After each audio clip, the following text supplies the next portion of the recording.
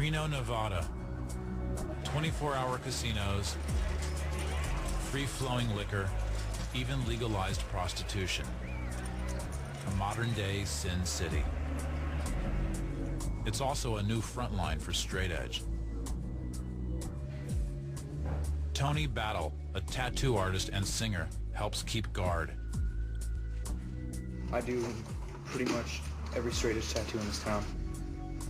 But I just won't tattoo straight edge on anyone. If I don't know them, I've never seen them before, then I usually say no. I don't want to give them a tattoo that they'll eventually end up just mean nothing to them. Scar their body with something they're not going to live for.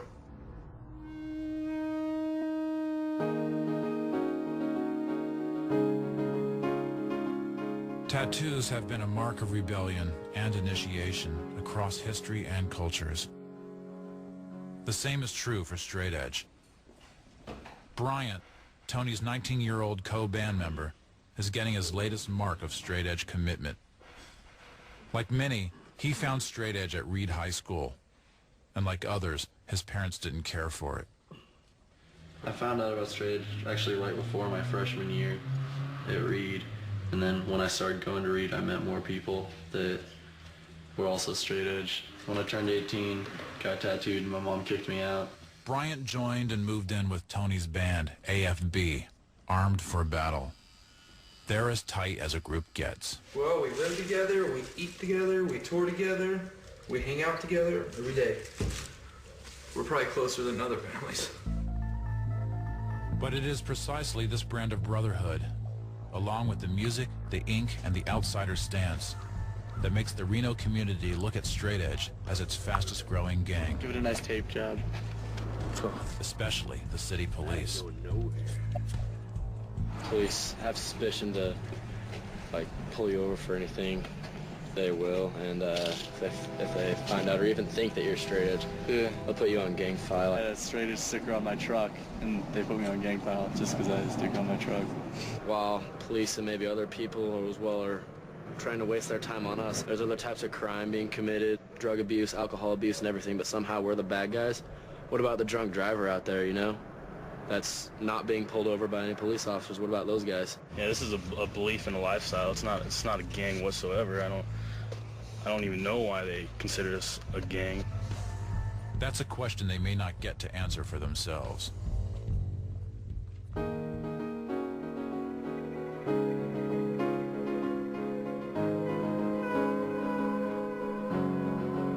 The Reno Gang Unit deals with many of the nation's worst gangs. MS-13, the Crips, Aryan Brotherhood. America has more than 21,000 gangs. We had Joker from MS was in there. But should straight edge be one of them? And if so, what are they capable of? It's a question they are still trying to figure out. This is just all the, stuff that we've accumulated over the years of, with gang members. Axes. The brass knuckles are really the big thing with straight edge to use in their fights. They started out with just, simple adolescent fights, meeting in a park and, just fighting. Where we actually started to get concerned is when they started doing the 6-on-1, where they would 6 straight edge guys and they would ambush a kid. Then, in 2005, an incident occurred that scared the police into paying attention. In a parking lot monitored by security cameras, a particularly gang-like fight broke out between a group of straight-edge kids and some high-school kids. They showed up at a local casino and beat a kid down and used a shovel on him when he was down on the ground. That goes to malice. That shows that you are intending to inflict more than just pain. You are going to inflict harm, and serious harm. That was enough to put straight edge on the unit's criminal watch list. And since then, they have logged dozens of incidents.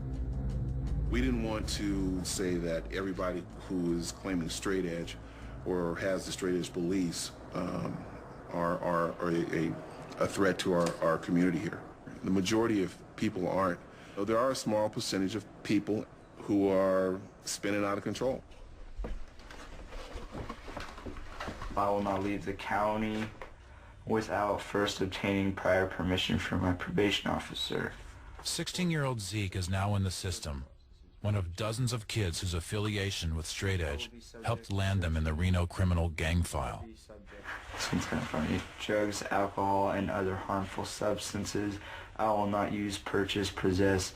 Zeke got probation for writing graffiti and for violating his town's 10 p.m. curfew for minors. Because of a Straight Edge tattoo on his ankle, his misdemeanors were elevated. It must have been a month after he got his curfew ticket, I got a notice in the mail that says, your son is now in a gang file. And I was like, wow, what does that mean? It bothers me that he would be in a gang file because he's not a gangster. I think they got it completely mixed up. It's just a bunch of guys and kids making their point that they cannot do drugs, not drink alcohol, not smoke, and be completely fine and have tons of fun. For now, Zeke has to visit his probation officer every 2 weeks. I hate to go up there, all the way up there and go through the metal detectors, and then every step he takes now, somebody will be looking for him to be doing something, or if he's out and about having fun with his friends, I mean, are they going to look at him firsthand and say, there's a straight edge kid, he's up to no good? Saturday night, Reno. At the house shared by AFB, kids are gathering to hang out. Zeke is among them, and talk turns to their gang status. Did you read that newspaper article? They're like white suburban terrorists. We definitely don't have any gang meetings or like... We're the most unorganized people you'll ever meet. Frats right up the street, they're all organized. They have meetings, they all do stuff as a group. I'm pretty sure if one fights, they all fight, you know? That's organized stuff. Zeke is still on the edge of this group, but he understands the commitment, and that this group must look after and defend itself against mounting opposition. No one, straight edge or not, I can guarantee you don't want to see your friend in the ground. You don't want to see your friend get beat up. You know, our reputation just keeps growing because if someone messes with one of them, you mess with all of them. It's very important. Like, if you fall back, you're gonna have those kids that catch you. They're gonna be there to support you.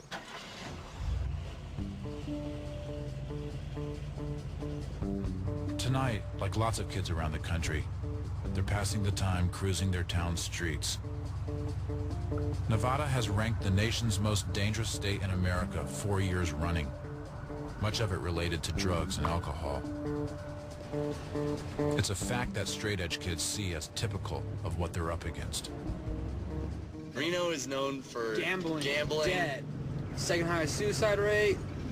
A lot of drugs are done in the city. There's a lot of methamphetamine in the making. Every, like, bad drug that you can think of is there. Reno's gang unit patrols are well aware of this. Officers Pat Blass and Mike Salerno cruise the same streets. It's a crossroads now. But now, they also have to keep an eye on anyone who claims straight edge. It's validated as a gang, and often seems to act like one. And straight edge, although it is a great concept and it's a great movement and the ideals are good, you do have fanatics that take it too far.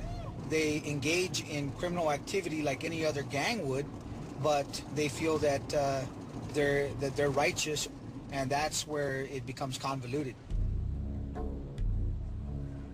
The cops accuse us of being violent people, but it's like our reputation grows out of defense for each other. It didn't start out like that. If someone's messing with one of our friends, you know, we don't want that to happen. Just like we're there for each other no matter what. You have to defend yourself. Like, there's only so much one person can take, and sooner or later you end up defending yourself. In Reno, as cops and straight edge kids circle each other, the question remains: how far will straight edge go in defense of its principles?